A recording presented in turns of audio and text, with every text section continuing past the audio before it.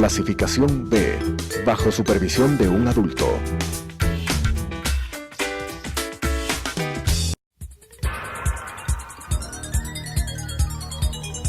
Las opiniones vertidas en este espacio por la producción y dirección del programa son de exclusiva responsabilidad de sus autores y de quienes intervienen en ellos.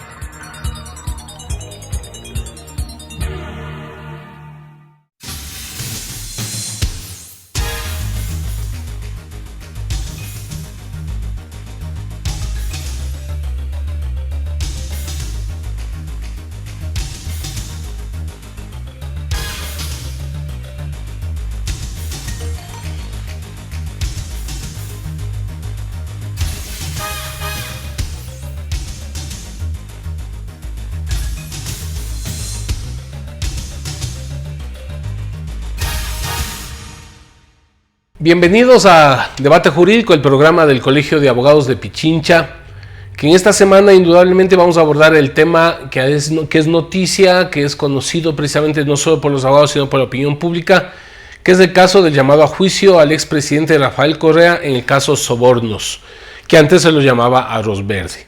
E indudablemente nosotros en nombre del Colegio de Abogados de Pichincha queremos agradecerle a la doctora Mariana Yepes, ex fiscal general de la Nación, quien ha aceptado esta invitación, conocedora de los temas que vamos a tratar el día de hoy. Gracias, doctora, por aceptar la invitación. 24 personas, entre altos funcionarios, exministros, asesores y el expresidente, fueron acusados por la Fiscalía por el delito de cohecho. Pero la jueza Daniela Camacho llamó a juicio a 21 de ellos, con Rafael Correa encabezando la lista. ¿Esta era la decisión que se esperaba? Bueno, primero, gracias por la invitación. Yo con gusto la acepto, soy una antigua afiliada al colegio y una creyente fiel de la organización. Gracias. De los abogados. Yo creo que sí es lo que esperábamos, indudablemente que ha habido una diferencia, digamos, entre lo que pidió la fiscal en acusación a casi todos y la decisión definitiva que tuvo la jueza. La jueza pues no está obligada a acoger lo que diga la fiscal general, ella hace un análisis de todos los elementos de convicción presentados y después llega a su conclusión. Pero indudablemente que es un paso trascendente que se ha dado, ¿no? Precisamente por las personas que están involucradas en este proceso. El Sí. cambio del tipo de delito también se hizo. Yo no creo que se hizo el cambio de tipo de delito el momento que la jueza llamó a juicio, sino que fue cuando hubo una reformulación de cargos por parte de la Fiscalía. Pero ya indudablemente en la decisión misma de la jueza creo que se mantuvo lo que la fiscal dijo. Para la Fiscalía, de la experiencia suya, ¿será complicado, difícil poder determinar, porque se ha dicho que el exmandatario lideró una estructura integrada por funcionarios públicos del más alto nivel que facilitaban la entrega de recursos a través del cruce de facturas y dinero en efectivo por parte de empresarios para beneficiarse de contratos con el Estado? Uh-huh. ¿Cómo se investiga este tipo? Bueno, yo creo que primero hubo la denuncia del señor Villavicencio, ¿no? Yeah. Que fue acogida por la Fiscalía y profundizada en su investigación. Yo creo que es uno de los pocos juicios así notables en los cuales las huellas de la infracción están en facturas. Claro. Y las facturas están en el SRI. O sea, indudablemente que no puede haber ninguna evidencia para contradecir estos elementos. Es decir, no solo lo que dicen los acusados de que es por los borradores o los cuadernos de Exactamente, Pamela yo Martínez. Creo que no. Bueno, eso fue un muy buen indicio, ¿no? Fue el camino para llegar a la... Exactamente, yo creo que sin esa colaboración, sin ese descubrimiento primero y después vino la colaboración, no hubiéramos podido obtener una investigación como se ha hecho. La afirmación de que el presidente fue jefe de una estructura no es una cosa teórica ni de expresión política. Cuando revisamos la tipificación del delito de cohecho, encontramos que uno de los elementos, de las circunstancias, podríamos decir, es precisamente la presencia de una persona que haya dirigido, ¿no? que haya hecho como de... Usted nos dice, doctora, que en el SRI constan, digamos, las facturas. Indudablemente que deben constar, pues no. Claro, pero ¿cómo determinar que ellos pueden decir, claro, es mi aporte voluntario? No era a cambio de pero contratos. un aporte voluntario para obtener contratos, pues. ¿Y el aporte voluntario para qué? Estamos hablando de un aporte voluntario para la campaña, no lo era, sino para qué, para los festejos, para las movilizaciones. Exacto, las movilizaciones, sí, de eso parece que sí hay pruebas, ¿no? Y yo quisiera resaltar el hecho de que, si bien, no sé si usted, si otros, los abogados que nos escuchan, hemos podido tener contacto con el proceso mismo, yo por lo menos no lo he tenido, ni he asistido a la audiencia. Nosotros estamos enterados precisamente a través de los medios de comunicación. Así es, esa es la información que y tenemos. Y eso me parece valedero, porque una información de esa naturaleza hace que la justicia sea más transparente y se pueda controlar la administración de justicia por parte de la ciudadanía, ¿no? Sin embargo, la jueza Camacho, como usted dice, es a través de los medios de comunicación, y en base a eso un poco nuestras preguntas, le señaló a la señora fiscal, a la doctora Salazar, de que su acusación era desordenada con elementos repetitivos al punto de que estos dificultaron su análisis. ¿Puede ser eso la jueza? ¿Hacer un llamado, un exhorto? Bueno, yo creo que no estar de acuerdo con el fiscal o la fiscal en este caso no es inusual, porque no olvidemos que el fiscal o la fiscal general en esta realidad es un sujeto procesal como cualquier otro. Entonces puede presentar su acusación como desee, ¿no? Escoger el modelo que crea conveniente, pero me parece más bien la conclusión, la parte sustancial de su acusación, que sería la tipificación del hecho y el establecimiento de responsabilidades, aunque no definitivas, pero sí a través de elementos de convicción sobre la participación, más bien dicho, de las personas involucradas en este hecho. Entonces, una crítica en ese sentido, yo no creo que ni sea con mala intención, ni sea destructiva, ni ataque al dictamen mismo, ¿no? Sino que el fondo es lo que tiene que analizarse.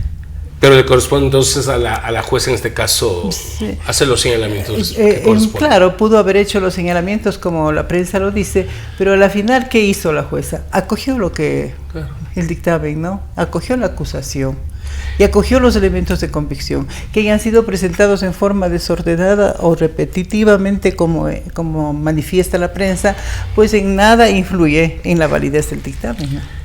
Otro elemento que salta a través, insisto, de los medios de comunicación es el tema de que no están todos los que deberían estar. ¿Puede la jueza y la propia fiscalía durante el juicio involucrar a otros? Bueno, este ya no es el momento. Ya. Terminó la investigación preprocesal y procesal, porque lo que termina en el instante en que hay una audiencia en la que se va a presentar el dictamen es que se cierra la etapa investigativa procesal. Entonces ya no puede. De aquí pasamos a la etapa de juicio, y en la etapa de juicio se presentarán las pruebas y después vendrá la sentencia. ¿Y qué va a pasar entonces? ¿Sería un proceso, una denuncia separada de existir otras personas? Si es que habrían otras personas, se podría abrir otro proceso. Sí se puede hacer eso. Otra investigación, sí se podría hacer. Porque de los mismos acusados, imputados, señalan de que por qué no se le involucró aquí, por decir, a los señores de Odebrecht, a otras personas que pues, públicamente se conocen. Entonces, la inquietud de la comunidad, de quienes nos escuchan, es esto, la posibilidad de que se pueda abrir un proceso. Bueno, para se podría personas. haber, pero yo tengo un poco de preocupación ante un convenio de cooperación eficaz que se había firmado el momento que se hizo el procedimiento, la investigación, más bien dicho, por la asociación ilícita. Se menciona mucho este convenio de cooperación eficaz, como es reservado, se guarda la secretud, no podemos tener acceso al mismo, pero a lo mejor este convenio tiene unas limitantes para poderles, exactamente, para poder procesarles a ellos, ¿no? Eso habría que, yo pienso que ese convenio tampoco puede ser pues escrito en piedra, ¿no? Y entonces se le podría hacer una revisión. Ese convenio fue hecho por el anterior fiscal general y entonces estamos en otras circunstancias, en otros momentos, en otros delitos que yo sí creo que ameritaría una revisión del convenio de cooperación eficaz. Porque también, saltándonos un poco, la Procuraduría anda insistiendo en la necesidad de inclusive que Odebrecht haga una reparación. Pero en eso yo disiento, este no es el momento, ¿no? Toda sentencia condenatoria lleva implícita la reparación integral, pero una sentencia condenatoria, todavía no estamos en la sentencia, en este proceso. En el de asociación ilícita ya existe una sentencia y ahí debe ya estar caminando la reparación integral. Y mencionando ese tema, yo creo que el Estado, con la cooperación de las otras autoridades judiciales, debería firmar un acuerdo completo, integral, con la compañía Odebrecht. En otros países se ha firmado y se han recuperado dineros, o están por recuperarse dineros. Aquí pasa al revés. Es el único país donde ha trabajado Odebrecht que está demandando al Estado la Ellos están demandando exactamente, más bien entonces es al revés. ¿Por qué? Porque tal vez el Estado no se apresuró, no escogió el camino adecuado para lograr la recuperación. Tanto la Fiscalía como la Procuraduría fundamentaron su acusación en el artículo 286 del Código Penal. Dice, porque esa era la norma vigente en el momento de la ejecución del supuesto delito. ¿Es esto correcto o se debe aplicar el COI? Bueno, todo depende. Si es que los hechos fueron cometidos en esa época en que estaba vigente el Código Penal. Me parece a mí que hay momentos en los cuales es aplicable el COI, porque me parece que no es antes del año 14, ¿no? Sino que va hasta el 15, me parece, no tengo en el proceso investigativo, es decir, podrían los dos. Podría aplicarse, pero no olvidemos de que también está vigente ese principio íntubo y pro reo, ¿no? En que habría que aplicarse la disposición que le es más beneficiosa al procesado. Y en este caso podría ser el Código Penal. Podría ser el Código Penal, habría que analizar, pero este no es el momento todavía, porque lo único que ha hecho la fiscal y la jueza es abrir las puertas para la etapa principal de un proceso penal. ¿Cuál es la etapa de juicio? En esta etapa, con la debida actividad probatoria que existirá por parte de la Fiscalía, sobre todo porque tiene la carga de la prueba la Fiscalía y también el acusador particular, que es la Procuraduría, podríamos determinar cuál es el grado de participación y sobre todo qué delito se va a aplicar, ¿no? La fiscal evocó también el artículo 233 de la Constitución para su acusación a los privados. Uh-huh. No solo se puede juzgar a una persona con una norma penal y no con la constitucional. El artículo de la Carta Magna solo sirve en casos de delitos para que no prescriban. Uh-huh. Y sea juzgado en ausencia. ¿Esto traerá alguna dificultad? Bueno, la Constitución no es pues un cuerpo legal punitivo, ¿no? Sino más bien declarativo de derechos. Nos establece el marco adecuado en el cual las normas legales deben respetar la norma constitucional, los tratados internacionales. Y el código penal, las leyes penales, el COIF y las leyes procesales son eminentemente constitucionales, porque si el Código Penal es una norma violenta por excelencia, porque es así, ¿no? Entonces, ¿cómo está limitado por la Constitución y también por las leyes penales? Y además la Constitución establece la política criminal que debe seguir el Estado. Entonces no es punitivo para nada, ¿no? Ni tipifica delitos ni establece establece penas, pero lo que sí establece son normas a seguir respecto de la prescripción, y eso es verdad, ¿no? Pero no solamente esta Constitución, estamos desde la Constitución del año 98, que fue la primera Constitución que estableció la imprescriptibilidad de los delitos relacionados con la corrupción, entre los cuales estaba el cohecho. Claro. Sí. Doctora, ¿considera usted de que la Fiscalía más adelante tendrá complicaciones porque el tipo penal que aplicó, ¿no es cierto?, conforme a la anterior norma, solo establece responsabilidades para los servidores públicos y en este caso están acusados también privados? Yo creo que todo eso se va a dilucidar en el momento de la etapa del juicio, y no solamente le corresponderá a la Fiscalía, sino también al juzgador, o sea, al tribunal que va a juzgar, que serían jueces de la Corte Nacional, y ellos escogerán el mejor camino. Me parece a mí que cualquier opinión que podamos tener sería anticiparnos, ¿no? ¿Ya? Sí, entonces habría que dejarles con tranquilidad que asuman su responsabilidad a las autoridades correspondientes, y después podríamos hacer la crítica respectiva. Dejemos que trabajen. Que trabajen. Bueno, en todo caso, vamos a regresar luego del corte comercial. Esperarás un ratito, deja respirar. Pasa el tiempo, ¿verdad? El tiempo se pasa, ¿no? Sí, es rapidísimo. A la velocidad. 10 minutos más. Dale. Regresamos con Debate Jurídico, el programa del Colegio de Abogados de Pichincha. Indudablemente nosotros cada semana buscamos temas indudablemente que permitan no solo a los abogados, sino también a los televidentes a través de este medio conocer algunas opiniones. Y en esas opiniones valederas, queremos a quienes recién nos sintonizan señalar, se encuentra con nosotros la doctora Mariana Yepes, ex fiscal general de la Nación, y estamos tratando este tema del llamado a juicio a Correa en caso sobornos. Se llamaba Arroz Verde, no sé por qué cambió. Y tampoco sería soborno, porque como soborno no tenemos en nuestro idioma jurídico, y tampoco lo tenemos en el Código Orgánico Integral Penal, en el Código Penal. Lo que tenemos es cohecho, porque cohecho. Soborno igual a coima igual a cohecho, ¿no? Pero lo tenemos tipificado como un cohecho. Claro, por eso estaba viendo que los nombres que lo han puesto. Pero en todo caso vamos a ver cómo avanza esto. ¿Podría aplicarse el principio legal, como usted decía, indubio pro reo, que establece la aplicación de la pena más favorable, ya que en este caso en el COIB se aplican sanciones menores? Es decir, podría en un momento determinado aplicarse el Código Penal anterior o el COIB dependiendo de lo que dependiendo de la pena que le corresponda, ¿no? Dependiendo, haciendo un análisis de carácter constitucional, porque existe un principio, ese principio pues es constitucional y es procesal también, ¿no? La jueza Camacho dijo que sí encontró suficientes elementos que denotan un delito y que existiría una conducta criminal grave y compleja, y el cohecho es solo una de sus manifestaciones. Podría en el proceso, como usted dice, la investigación ya se terminó, estamos en la etapa de juicio. Sí, me imagino que en esta etapa se señalará todos los elementos de las pruebas. Ya pruebas en la etapa de juicio. Estamos en pruebas. Naturalmente que los juzgadores, aquellos que van a imponer la pena correspondiente, ellos pueden asumir esa declaración de que sí hay otros delitos y disponer que se abran investigaciones. A eso me refería. Sí podrían ser. Pero en esto quisiera, yo siempre lo menciono porque tengo preocupación. Recordemos que el juicio en contra del ex vicepresidente de la República, el señor Glass, fue por asociación ilícita.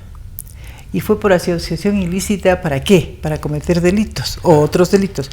Yo me pregunto cuántos procesos existen ahora por esos otros delitos. Esa es la inquietud que tenemos. Y no solo los abogados, sino la ciudadanía. Es decir, porque eso podía llevarnos a enriquecimiento ilícito, a lavado de activos, hasta peculado, podría haber, ¿no? Pero ¿dónde están los otros delitos? Ahí es la inquietud. ¿Dónde están los otros en ese caso, procesos? Entonces, la Fiscalía sigue endeudada con el pueblo ecuatoriano. A lo mejor sigue investigando, ¿no?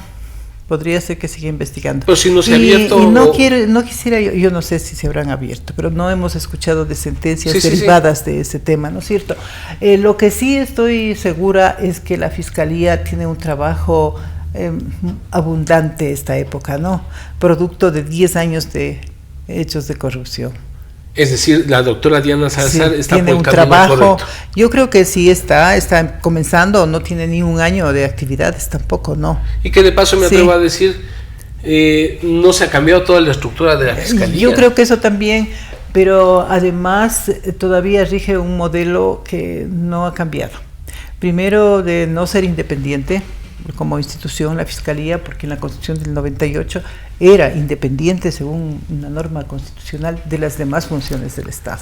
Ahora depende directamente del Consejo de la Judicatura para todo. Entonces, fíjese el contrasentido.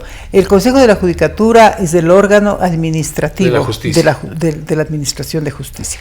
Y dentro de la Administración de Justicia están los órganos jurisdiccionales propiamente dichos, también la Fiscalía y la Defensoría Pública. La Fiscalía como institución es una parte del proceso, es un sujeto procesal activo, lleva la política criminal del Estado en una parte también, y sin embargo está dentro de la Administración de Justicia. O sea, es dentro de ¿quién? De aquellos que imponen las sentencias, de aquellos que controlan la actividad de la Fiscalía. Me parece un contrasentido. Debería estar independiente para que tenga libertad, una lucha. Y aparte de eso, pienso yo que dada la magnitud de los casos, la trascendencia de los casos que ahora tiene la Fiscalía como nunca, y que por tanto ella estaría desbordada. Me parece que la Fiscalía en general como institución está desbordada en esto. Debería pensarse en una, no sé si modificación legal o de carácter administrativo, tal vez a través del Consejo de la Judicatura, para que se creen fiscales especiales que le apoyen en el... Falta fiscales, pero me atrevo a decir que... Pero también, fiscales capacitados y a la altura de la fiscal general. De lo que queremos ahora. Exactamente. Porque sigue la misma estructura, y disculpe, también sigue la estructura que durante 10 años montó el correísmo. Sí, también eso es un tema, ¿no? Que también, pero creo que van a ser evaluados los fiscales también. Deberían. Sí, ya me parece que van a ser. Hay en muchísimos países, para temas tan delicados, existen los fiscales especiales, ¿no? Es para estos tipos de delitos contra la corrupción. Vuelvo a insistir en esta partecita que la jueza en los archivos extraídos de las computadoras de Laura Terán, ex asesora presidencial, habla que hubo más personas que la fiscalía no ha tomado en cuenta. Es decir, usted me señalaba, podría ser incluidos, pero es una pena que no se haya incluido a ellos, ¿no? Es una pena, como no conozco, pero la justicia no puede ser selectiva, pues no. Claro. Que es para todos, y más si está investigando un delito. Desconocía aquello, ¿no? Que en las... nos mencionan hablando de otros nombres, pero que en un momento determinado se estableció 24, la jueza terminó con 21. Pero también ella sobreseyó. Eso me queda. Sí, porque no solamente es por falta de acusación de la fiscalía, sino porque la jueza no acogió la acusación. Esa era la inquietud de su experiencia. No es que tal vez la doctora Salazar no quiso involucrar a otras personas, como puede venderse la idea, sino que ella también, para presentar, debe tener los fundamentos de investigación para pero vincularlos. Me parece que sí los mencionó, pues, o sea, cuando presentó su dictamen acusatorio, en esta etapa.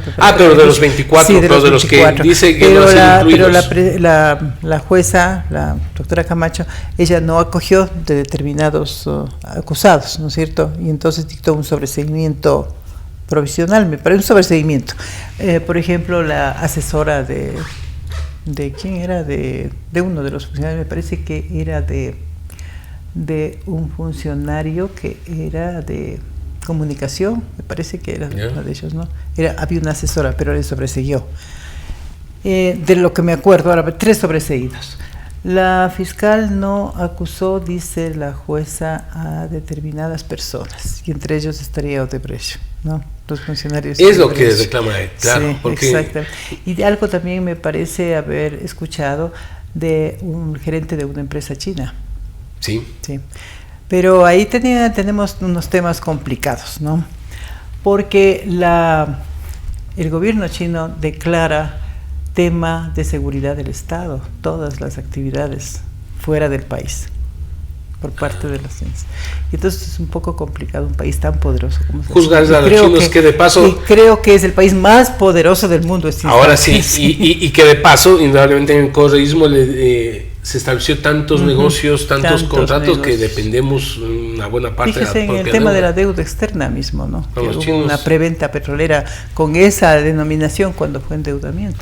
Se cuestiona el tema de los archivos, los computadores, los apuntes de Pamela Martínez. ¿Tienen esto un peso procesal?